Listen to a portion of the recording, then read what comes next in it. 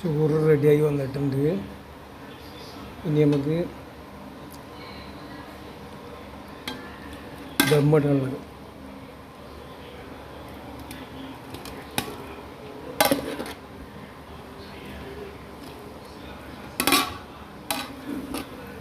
പകുതി ഇട്ടതിന് ശേഷം ഗാർണിഷ് ചെയ്യാം. ഒരു ലെയർ ഇട്ട ശേഷം രണ്ടാമത്തെ ലെയർ ഇട്ടെടുക്കണം.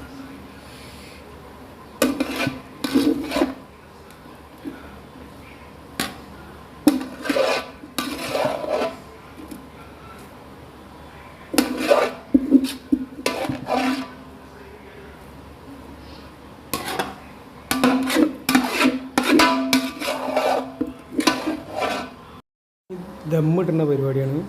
അപ്പോൾ ഇതേമാതിരി നമ്മൾ സ്റ്റൗമ്പിലാണ് ചെയ്യണമെങ്കിൽ ഇതേമാതിരി ഒരു കനമുള്ള സാധനം വെക്കുക. അതിന് ശേഷം ഞാൻ ചോറ് ഇതിമേ കയറ്റി വെച്ച് എന്നിട്ട്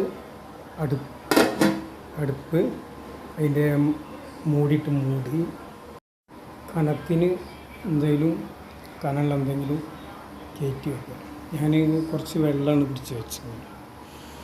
ഒരു അരമണിക്കൂർ ഇരുന്ന് കഴിഞ്ഞാൽ ദമ്മായി വരും.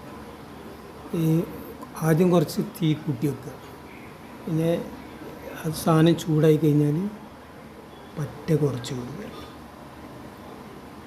ഈ തീ മതി. Okay, by. കനത്തിന് എന്തെങ്കിലും കനമുള്ള എന്തെങ്കിലും കയറ്റി വെക്കുക. ഞാൻ കുറച്ച് വെള്ളമാണ് പിടിച്ച് വെച്ചത്. ഒരു അരമണിക്കൂർ ഇരുന്ന് കഴിഞ്ഞാൽ ദമ്മായി വരും. ആദ്യം കുറച്ച് തീ കൂട്ടി വെക്കുക. പിന്നെ അത് സാധനം ചൂടായി കഴിഞ്ഞാൽ പറ്റ കുറച്ച് കൊടുക്കുക. ഈ തീ മതി. Okay, bye. നമ്മളെ ബിരിയാണി റെഡിയായി വന്നിട്ടുണ്ട്. അല്ലെങ്കിൽ ദമ്മായി വന്നിട്ടുണ്ട്. നമ്മളെ ബിരിയാണി റെഡിയായി വന്നിട്ടുണ്ട്. അല്ലെങ്കിൽ ദമ്മായി വന്നിട്ടുണ്ട്. നമ്മൾ ദമ്മ് പൊട്ടിക്കുകയാണ്.